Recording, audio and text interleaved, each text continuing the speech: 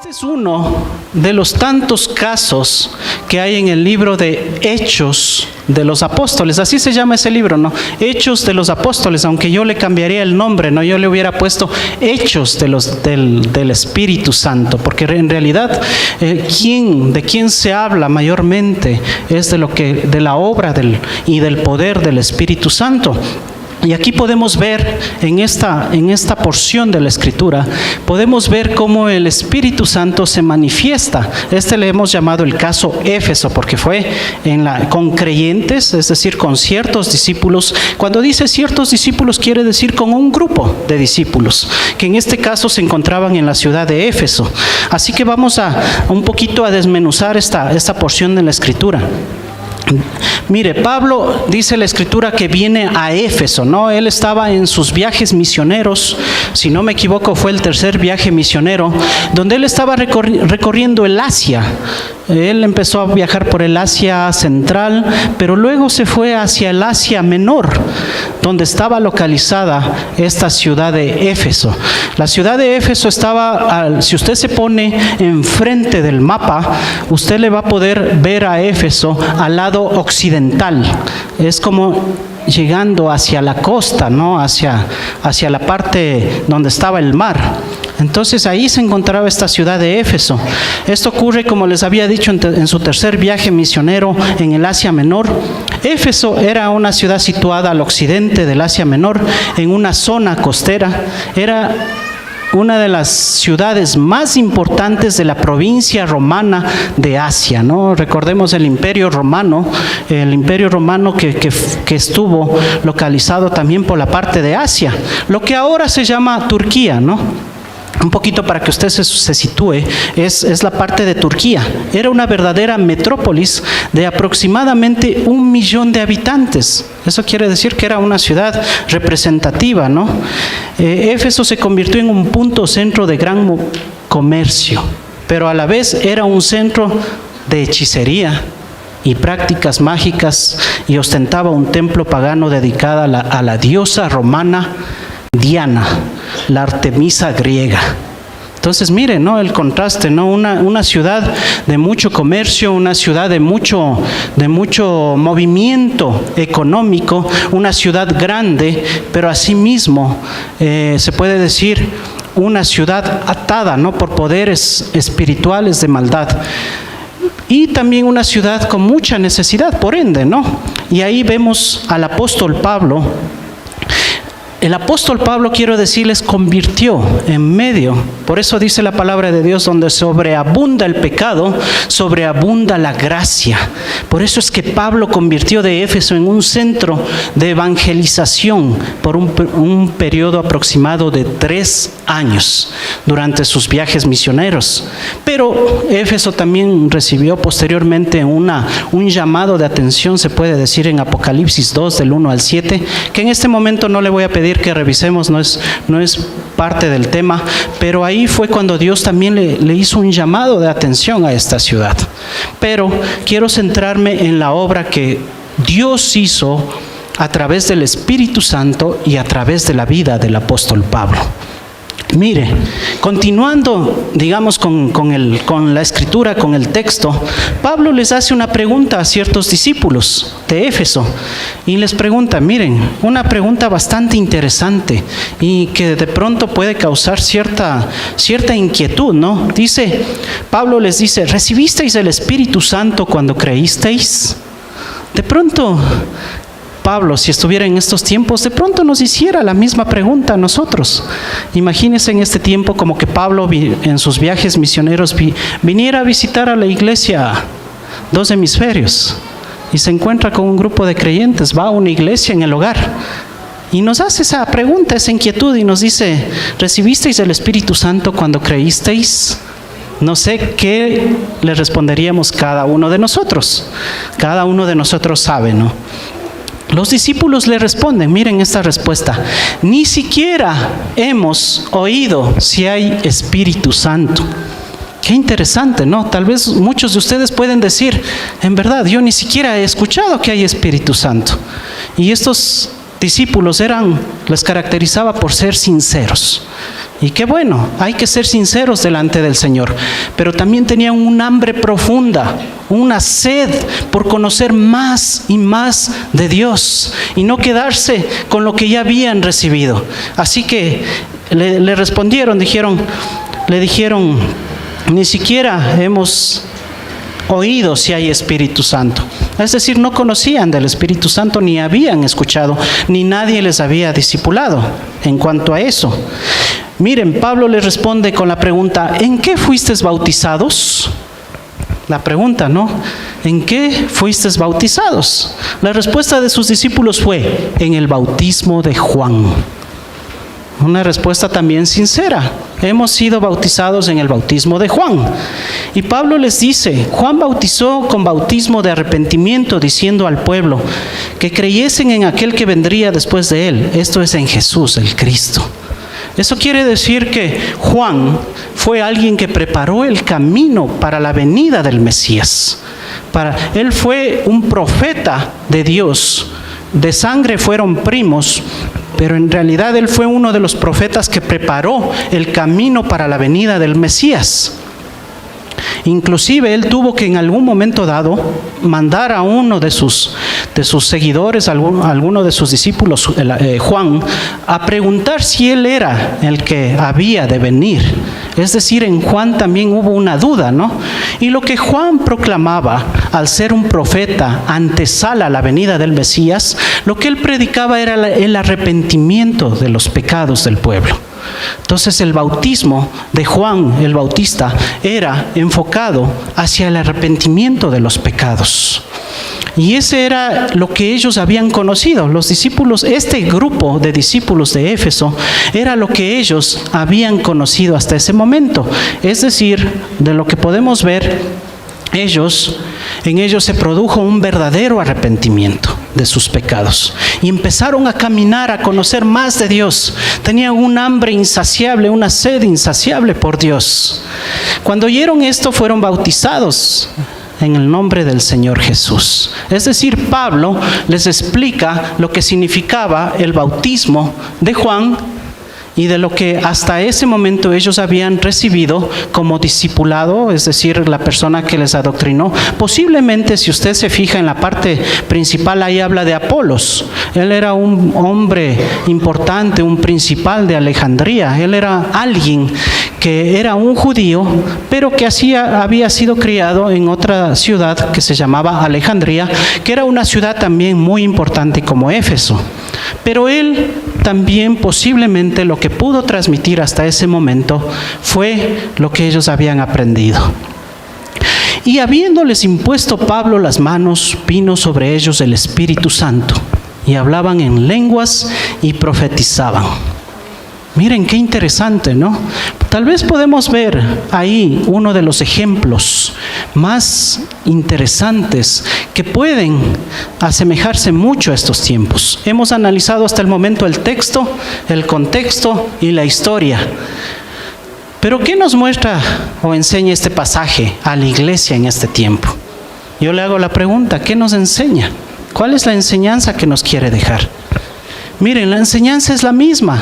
Nosotros podemos leer o ser discipulados en los 4 evangelios, pero cuando llegamos al libro de Hechos, puede ser que nosotros cerramos la Biblia. Es como que usted está leyendo su Biblia, avanza por los evangelios, por Mateo, ¿cuál sigue luego? Marcos, Lucas, Juan, pero de repente usted decide cerrar su Biblia y cierra su Biblia. Y de repente decide seguir leyendo al siguiente día y abre su Biblia en el libro de Romanos. De pronto esto pudo haber pasado o puede estar pasando en nuestras vidas.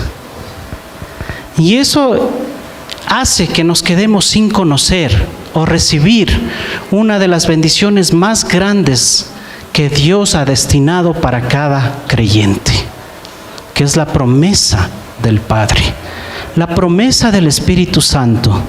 Mire, ya sea por desconocimiento, como estos discípulos, ya sea por falsas enseñanzas que la iglesia ha recibido, o ya sea por temor.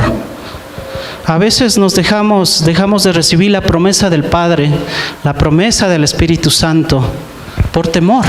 Porque a veces el enemigo lo que quiere hacer creer a la iglesia y a usted y a mí es que el Espíritu Santo es algo místico, que es algo de pronto que hay que tener miedo, que hay que tener temor.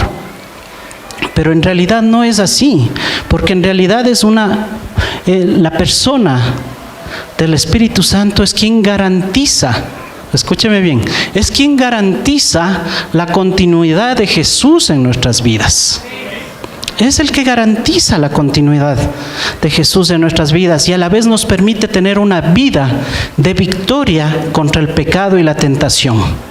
Pero sobre todo nos permite tener una comunión con nuestro Padre Celestial y nos guía y nos da consuelo en el transitar de nuestra vida. Es aquella persona. Muchas veces hemos creído que al ser nombrada como la tercera persona de la Trinidad, ojo que en la Biblia no habla de que es la tercera persona de la Trinidad, pero muchas veces hemos creído que al nombrarle como la tercera persona de la Trinidad, está en un tercer puesto, pero no es así. No es así. Y a veces eso en nuestra mentecita, en nuestro subconsciente hace que nosotros pensemos de esa manera. Si no, es fácil que usted preguntarle sobre algún evento, sobre algún deporte, sobre algún concurso, ¿quién fue el que quedó en primer lugar? Usted me va a decir de una, sabe quién quedó en primer lugar. Por ejemplo, ¿quién fue el campeón del mundo? El último campeón del mundo de fútbol. Alemania, ¿no es cierto? Los amantes del fútbol. ¿Quién fue el segundo? ¿Con quién jugó la final? Argentina, ¿no? Ya por ahí aparecieron los argentinos, ¿no? Pero ¿quién quedó en tercer lugar? Nadie se acuerda. Y muchas veces eso nos pasa. A veces por pensar que es la tercera persona de la Trinidad, sucede que nosotros le dejamos en ese puesto. Pero no es así, amada iglesia. La Biblia habla que los tres son uno, habla de una unidad perfecta, habla de un trabajar en consejo. El Espíritu Santo, como el pastor que estuvo hace 2 semanas, si no me equivoco, habló, ¿no? Que el Espíritu Santo aparece en Génesis, pero asimismo aparece en Apocalipsis al final. Es decir, el Espíritu Santo estuvo en todo tiempo. Así que no es en sí la tercera persona de la Trinidad como nosotros lo hemos pensado. No es un nivel de importancia, sino más bien es una situación de cómo se lo nombra, ¿no? Padre, Hijo y Espíritu Santo. Así que muchas veces nos quedamos sin conocer ese beneficio que la iglesia tiene, porque hay un beneficio escondido enorme y que muchas veces la iglesia no le saca provecho en la vida del creyente. Como les había dicho, nos da una vida de victoria contra el pecado y la tentación, pero sobre todo nos permite tener una comunión con nuestro Padre Celestial. El Espíritu Santo es esa persona, es Dios mismo, aquel que nos permite, cuando usted le alaba a Dios, cuando usted le alaba a Dios y le dice, Abba Padre, cuando le dice papito, cuando le dice Padre nuestro que estás en los cielos, es a través del Espíritu Santo que usted lo puede hacer. Cada vez que usted reconoce que Cristo murió en esa cruz y resucitó al tercer día, es a través del Espíritu Santo que usted lo puede hacer. Cada vez que usted, o más bien dicho, cuando usted recibió a Cristo en su corazón, fue a través del Espíritu Santo, porque la Biblia nos dice que Él le convenció de pecado.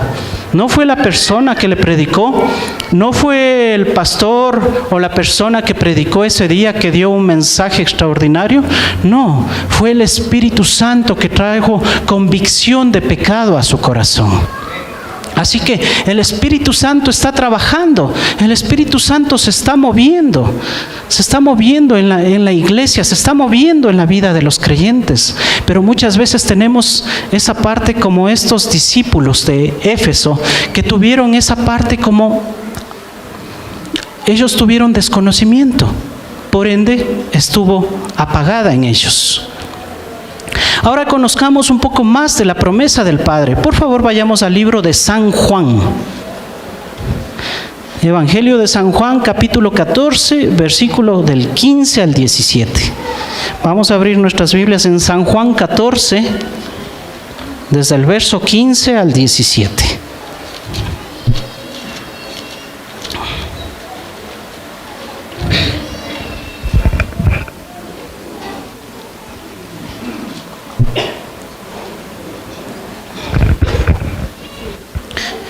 Vamos a leer San Juan 14, versículo 15 al 17.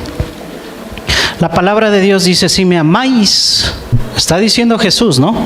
Guardad mis mandamientos. ¿Cuál es la consecuencia? Si nosotros amamos a Dios, si nosotros amamos a Jesús, vamos a guardar los mandamientos.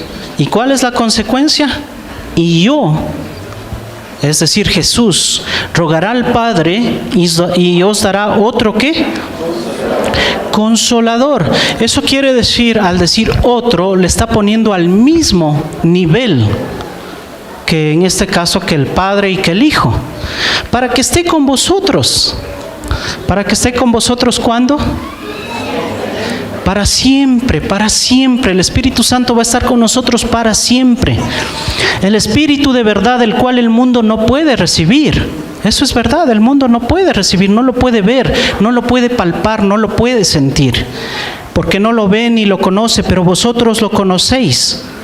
Porque, que dice, mora con vosotros y estará en vosotros. Qué hermoso, ¿no? Qué maravilloso. ¿No le da alegría que el Espíritu Santo va a estar, que va a morar con nosotros y también va a morar en nosotros, en usted, en nosotros? No va a morar solamente en los pastores, solo va a morar en los líderes, va a morar en todos, en toda su iglesia. El Espíritu Santo es para toda su iglesia. Veamos San Juan 14.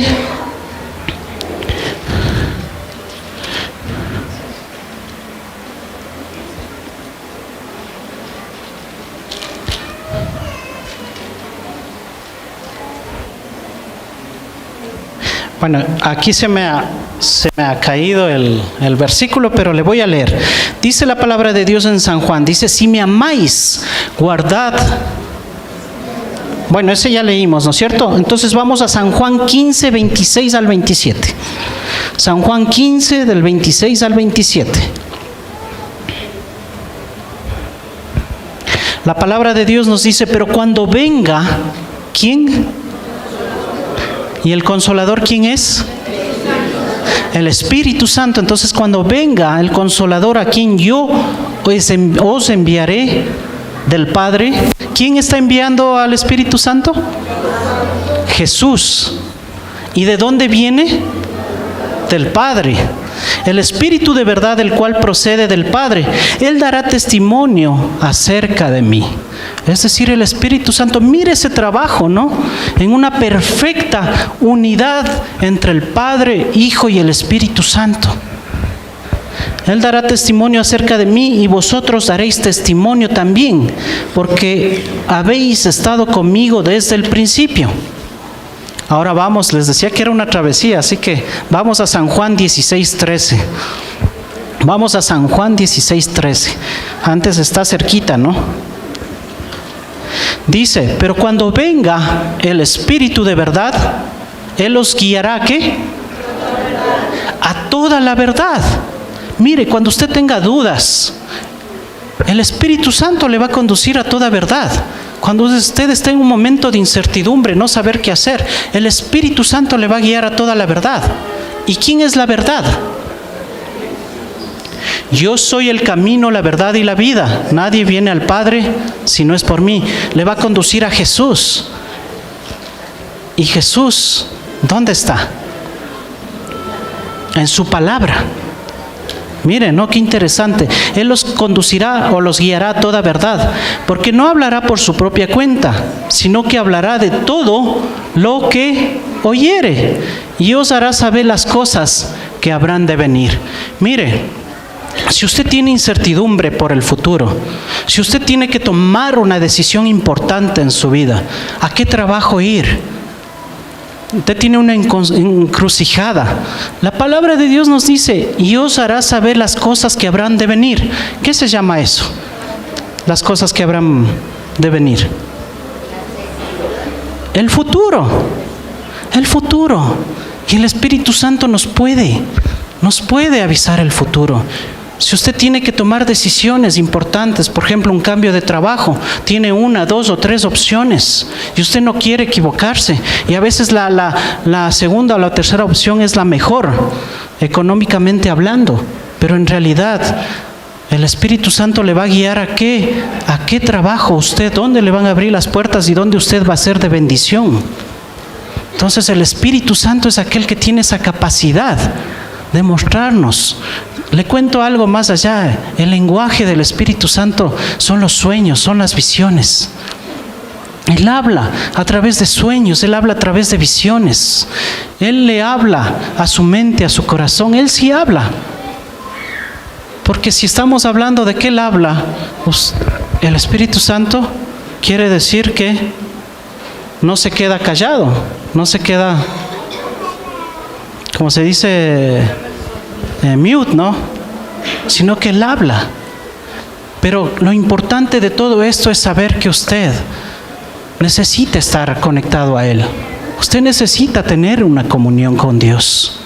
Porque usted de pronto me puede decir, pero a mí no me habla. Pero de pronto, ¿cuánto de tiempo le estamos dando a Dios en el día? Evaluemos cuánto tiempo de su vida le está dando en el día. ¿Cuánto de tiempo usted está leyendo la palabra en el día? ¿Cuánto de tiempo o cuántas veces a la semana usted está haciendo un devocional con su familia? ¿O cuántas veces usted ora en secreto al Señor? Tal vez usted tiene esos tiempos donde usted, cerrada la puerta, entra y ora al Señor. ¿O solo oramos cuando comemos? Suele pasar, a mí me pasa. Yo no le voy a mentir. Hay días que yo a veces oro solo las veces que tengo que comer. Pero ahí es cuando difícilmente el Espíritu Santo me va a hablar. Pero en cambio, cuando nosotros le buscamos de todo corazón, cuando nosotros queremos tener una comunión más íntima, algo especial empieza a pasar. Veamos San Juan 20, del 20 al 23.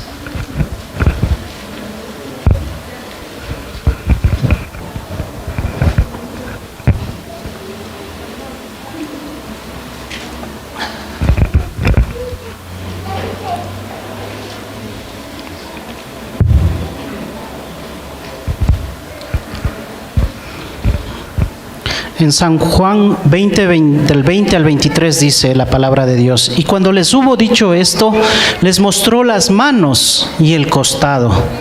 Y los discípulos se regocijaron viendo al Señor. Entonces Jesús les dijo otra vez: paz a vosotros. Como me envió el Padre, así también yo os envío. Y habiendo dicho esto, sopló y les dijo: recibid el Espíritu Santo. A quienes remitiréis los pecados, les son remitidos, y a quienes se los retuvieres, les son retenidos. Cuando nosotros leemos la Biblia, es importante que nosotros nos situemos, nos posicionemos en el contexto de la historia y en la historia en la cual se llevó a cabo esta porción de la Escritura, y a quién el Señor se dirigía o de quién se trataba esta Escritura. Así que nosotros, situándonos en el contexto de la historia, podemos ver que Jesús estaba manifestándose a los discípulos por primera vez, pero ya de una forma, o más bien dicho, luego de haber resucitado. Es decir, Jesús murió en esa cruz, los discípulos tuvieron la experiencia de tener un Cristo crucificado, pero ellos no tuvieron la experiencia de tener a un Cristo resucitado. Y en ese momento de la historia, en ese momento de la porción de la Escritura, nos muestra que Jesús se aparece a los discípulos y Él les muestra la evidencia física, les dice, les mostró las manos, les mostró el costado. Y los discípulos se regocijaron. Mire algo interesante, al ver a Jesús, sitúese un poquito en la historia, en el contexto. El momento que se aparece Jesús, Él se aparece y se da el cumplimiento a lo que Él mismo les dijo, que Él va a resucitar al tercer día. En ese momento se aparece el Señor y les muestra la evidencia física de que Él realmente ha resucitado, que no estaba con un cuerpo glorificado, que no era espíritu, sino que realmente Él había resucitado en cuerpo, alma y espíritu. Y por eso Él muestra sus manos, las heridas, y muestra el costado donde la lanza ingresó. Y los discípulos, como consecuencia de eso, ellos se regocijan, se empiezan a regocijar, es decir, se pusieron contentos, porque dijeron, wow, o sea, Jesús realmente ha resucitado. Entonces Jesús les dijo otra vez, paz a vosotros. Era un momento muy terrible, complicado, porque la iglesia, luego de que el líder es asesinado, sus seguidores empiezan a ser perseguidos. Entonces ellos debe haber sido un momento de mucha tensión. Dice, paz a vosotros. Como me envió el Padre, así también yo os envío. Empieza a surgir la gran comisión, ¿no? Así como Padre me envía, así también yo los envío. Y habiendo dicho esto, sopló y les dijo, recibid el Espíritu Santo. A quienes remitiréis los pecados, les son remitidos. Bueno, hasta ahí la historia es algo interesante. Recuerde que toda persona, hay dos componentes básicos para recibir a Cristo en el corazón. El uno es arrepentimiento y el primero más bien dicho, es creer. Y el segundo es arrepentimiento. ¿Creer en qué? En que Cristo murió y resucitó al tercer día. Y por ende yo me arrepiento porque Cristo fue el que tomó mi lugar. Fue el sustituto, el que fue a esa cruz por la paga de mis pecados.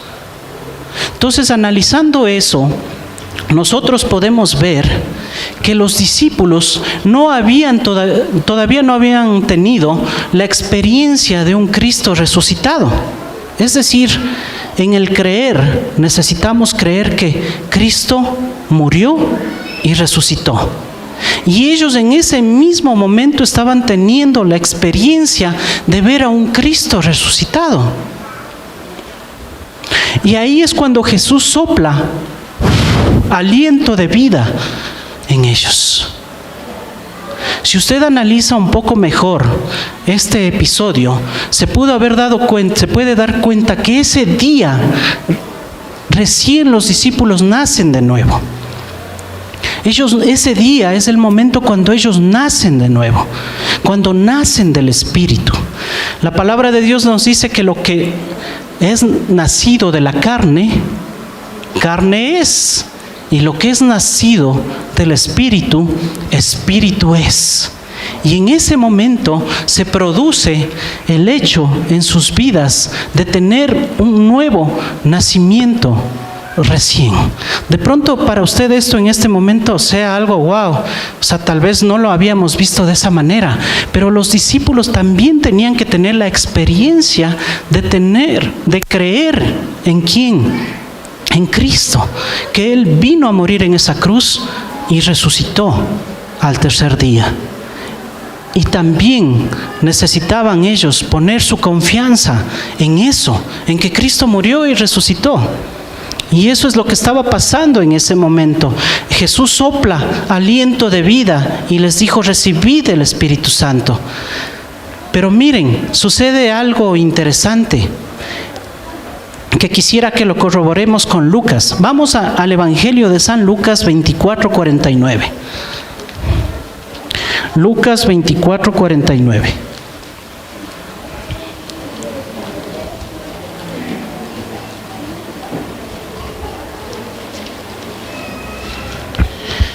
En Lucas 24:49 dice: He aquí, yo enviaré la promesa de mi Padre sobre vosotros, pero quedaos vosotros en la ciudad de Jerusalén hasta que seáis investidos de poder desde lo alto.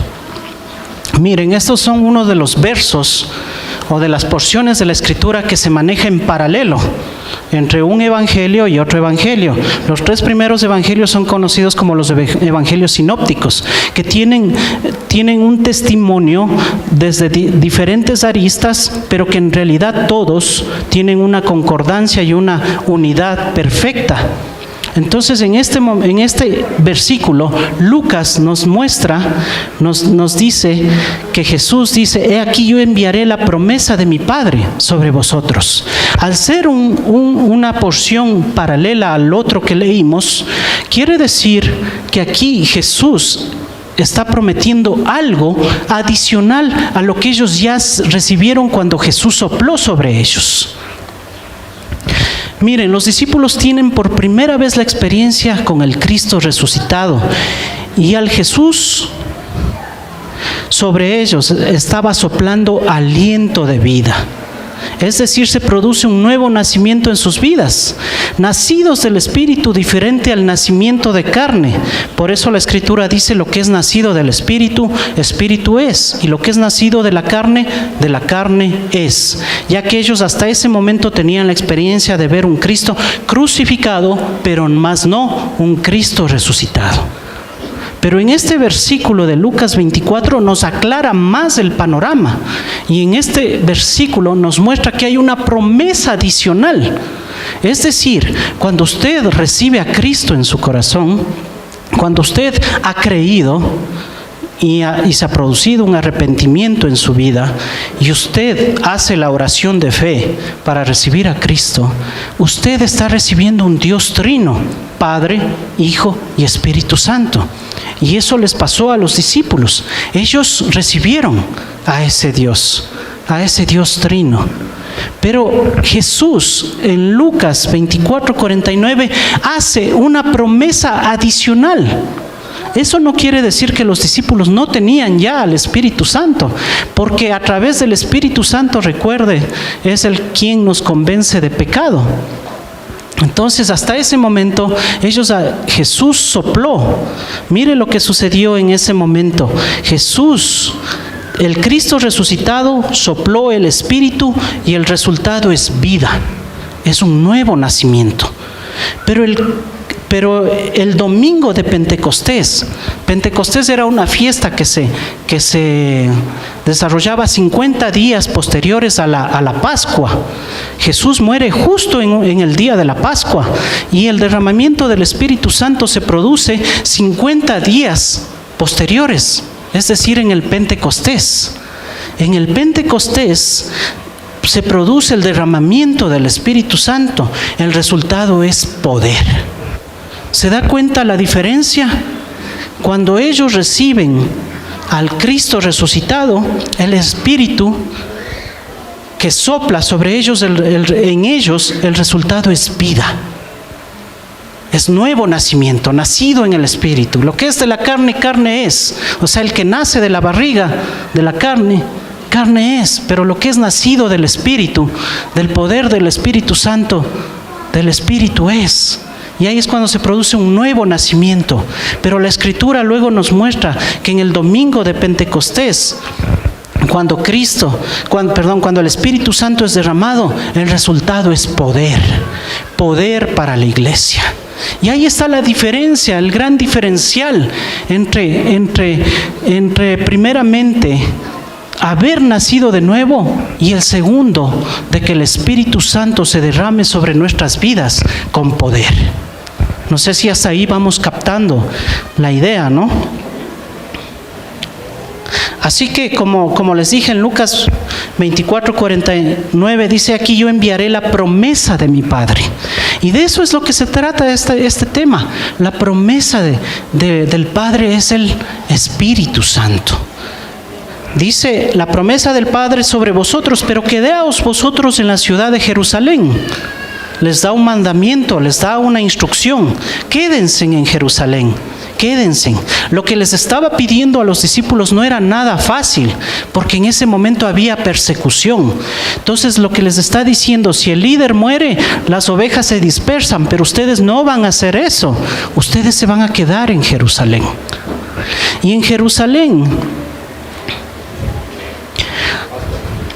dice la Escritura, hasta que seáis investidos de poder desde lo alto. Es decir, Jesús ya sopló sobre ellos aliento de vida para nacer de nuevo en el Espíritu.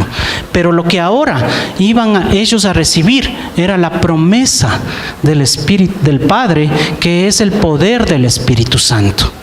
Miren, vamos a leer Hechos 1, del 4 al 5.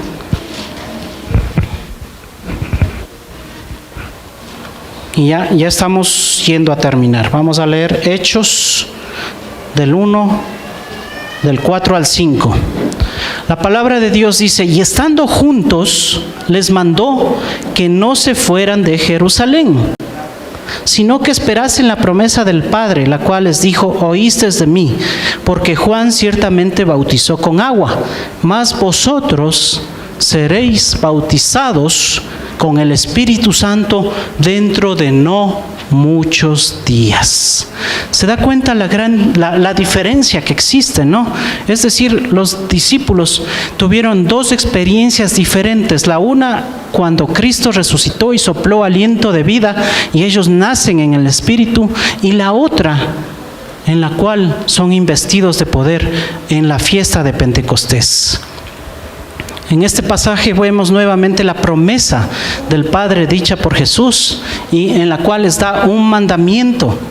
Leímos Lucas, ahora estamos leyendo el libro de los Hechos, donde, como les decía, no era fácil, ¿no? Pero, ¿qué ingredientes hubo en los discípulos? El primero fue obediencia. Obediencia. Tuvieron obediencia. Porque ellos pudieron decir: no, más vale mi vida aquí, mejor salió corriendo, ¿no? Antes que aquí murió, ¿no? Ellos tuvieron obediencia, se mantuvieron unánimes, juntos. Otro ingrediente, la unidad. Mire, cuando nos mantenemos en obediencia, nos mantenemos en unidad. Y el otro es tener un hambre, una sed por la presencia de Dios, por el Espíritu Santo. Y eso es lo que tenía esos 120 que estuvieron en el aposento alto en Pentecostés, cuando se derramó el poder del Espíritu Santo. Eran obedientes, estaban unánimes, y tercero, tenían un hambre y una sed por Dios. Y para ir terminando, vamos a leer Hechos 1:8. Hechos 1:8.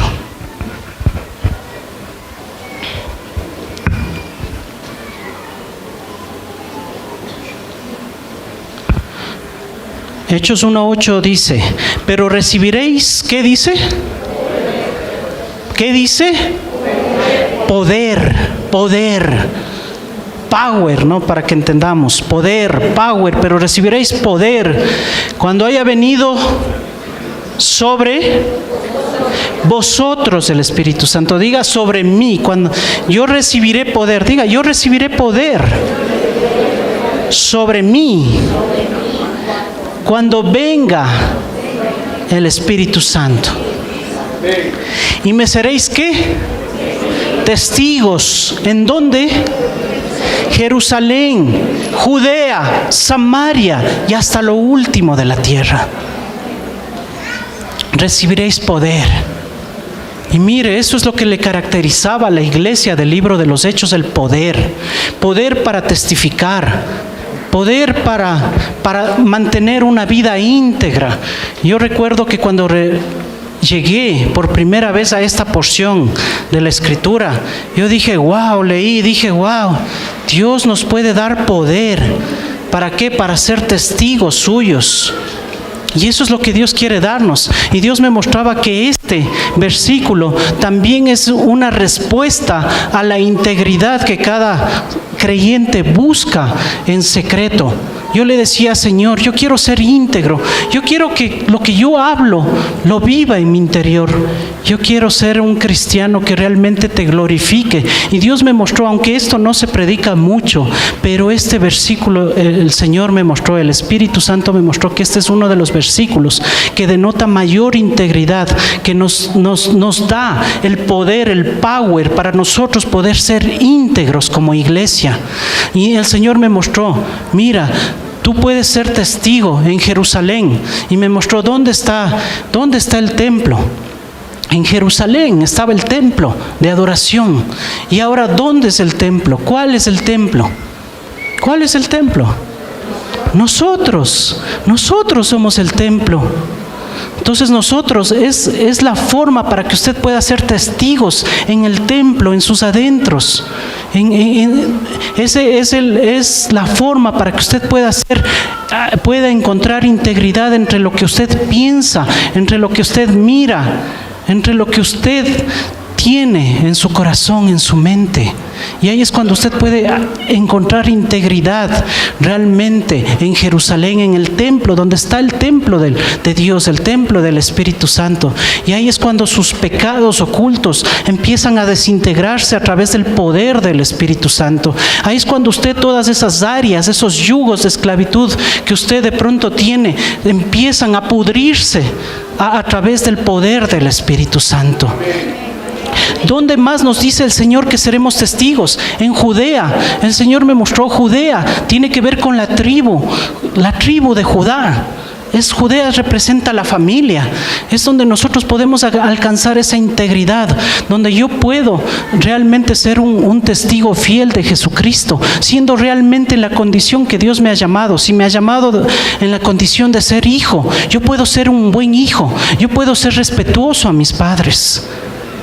Mire, la unción se traduce no en cosas pomposas, sino se traduce en lo cotidiano, se traduce en aquellas cosas que se nos es difícil hacer. Y ahí es cuando yo puedo coger una escoba y barrer. Mire, cuando está la unción en su vida, cuando el poder del Espíritu Santo ha venido a su vida, es cuando usted puede lavar los platos. Es cuando usted puede lavar los baños. Ahí es cuando usted puede ser respetuoso, amable con su esposa y amarle, respetarle y serle fiel. Ahí es cuando usted, en su entorno, en casa adentro, usted puede ser un buen padre, usted puede tener la fuerza para jugar con sus hijos cuando usted ha venido muy cansado. Y ese power es lo que necesitamos, eso que nos imprime para causar impacto en nuestra sociedad, empezando desde nuestros adentros, en Jerusalén. Luego, que empiece a regarse en nuestra familia, en la Judea, pero también luego se pase a Samaria. Samaria simbolizaba a los enemigos.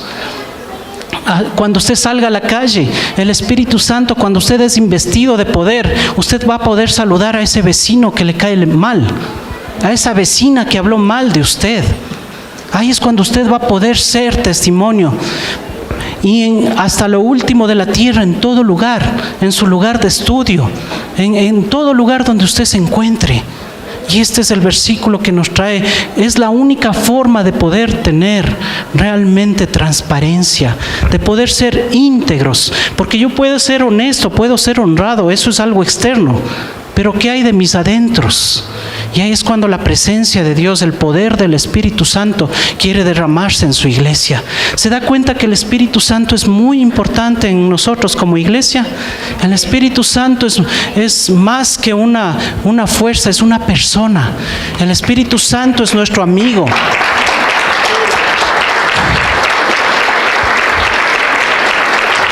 Gracias, Señor.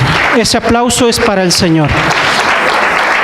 Ahí es cuando podemos hacer del Espíritu Santo nuestro amigo, podemos tener comunión con Él. Ahí es cuando podemos desarrollar esa presencia especial en lo secreto.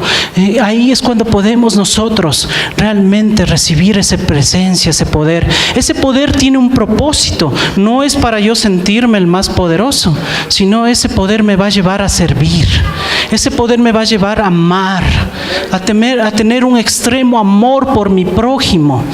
Cuando yo estoy lleno del poder del Espíritu Santo, cuando he recibido ese poder, yo voy a poder amar con ese amor ágape, ese amor que es nacido del corazón de Dios. Ya no voy a tener solamente un amor filial, que si me tratan bien, yo le amo, que si me responde bien, yo le respondo bien, sino voy a tener ese amor realmente que Dios quiere que tengamos.